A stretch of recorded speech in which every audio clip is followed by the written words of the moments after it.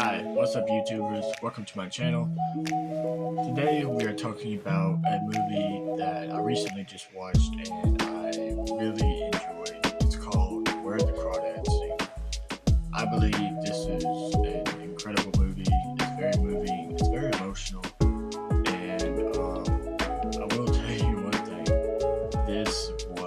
I watched this whole movie in one day, and this is my honest review.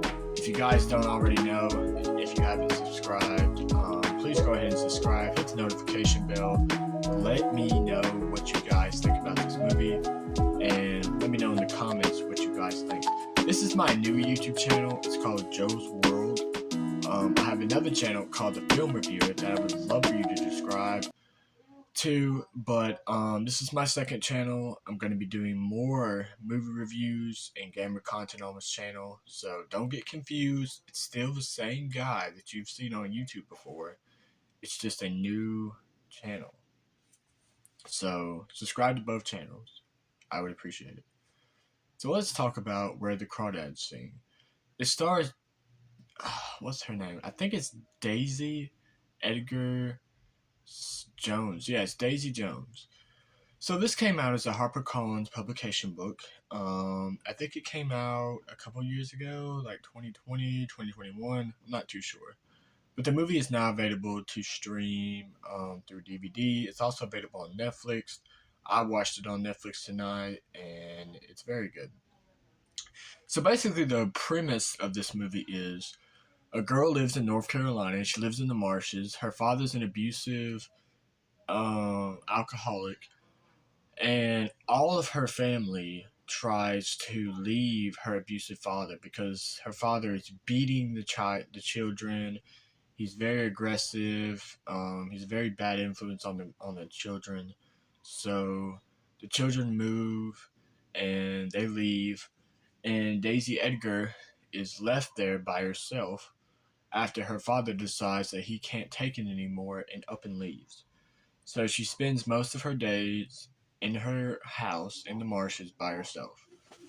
Well, at the beginning of the movie, a man named Chase Edward is supposedly murdered, and the first suspect that they obviously suspect is what's called the Marsh Girl. That's what they call her. So they think it's the Marsh Girl. They think since some evidence might lead back to her that she killed this dude. And then we go back into an origin story about how she grew up and how she met her boyfriend, and just a basic origin children's story. One of the things I liked about this movie is even though she went through a shit ton of abuse, she went through beating, she went through um, being. There's even a scene where she's sexually abused by a dude. She's been manipulated, she's been lied to, she's been beaten.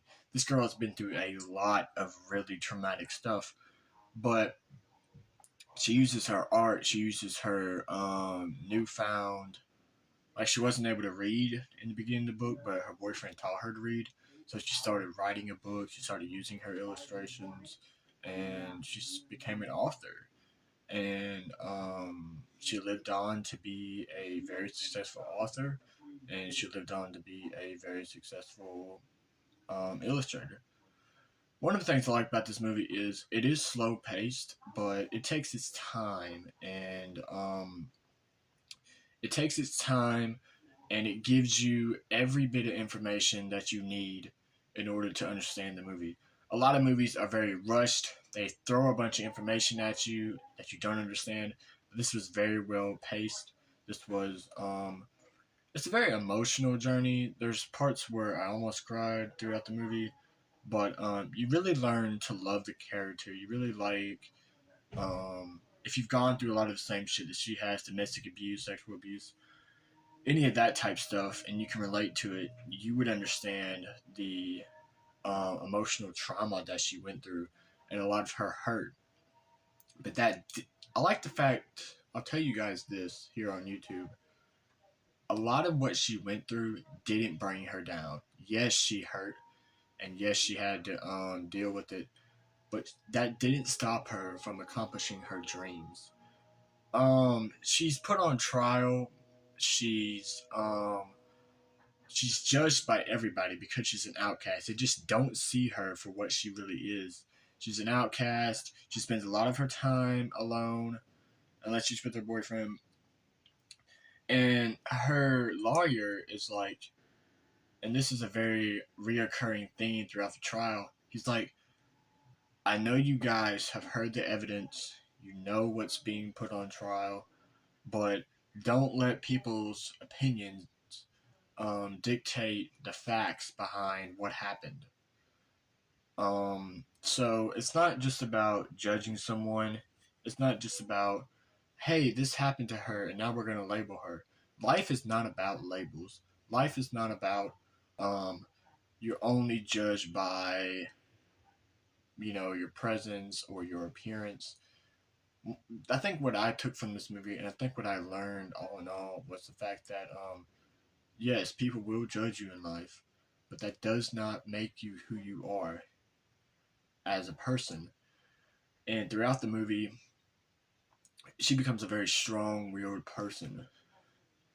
So I would say that I would put this movie like a 9 out of 10. Very well good. It doesn't have, like, the cast is really good, but it's a bunch of people that you normally don't know, or that you normally like first time seeing actors. So I like a new cast. I like meeting new people when I watch a movie. So I can always learn new people's names, or I can learn new people's cast. 9 out of 10 for me on this movie. I really enjoyed it. It's on Netflix. It's called Where the Crawdads Sing. If you guys haven't seen it, I would highly suggest it. And like I said before at the beginning of the video, make sure you guys subscribe, hit the notification bell.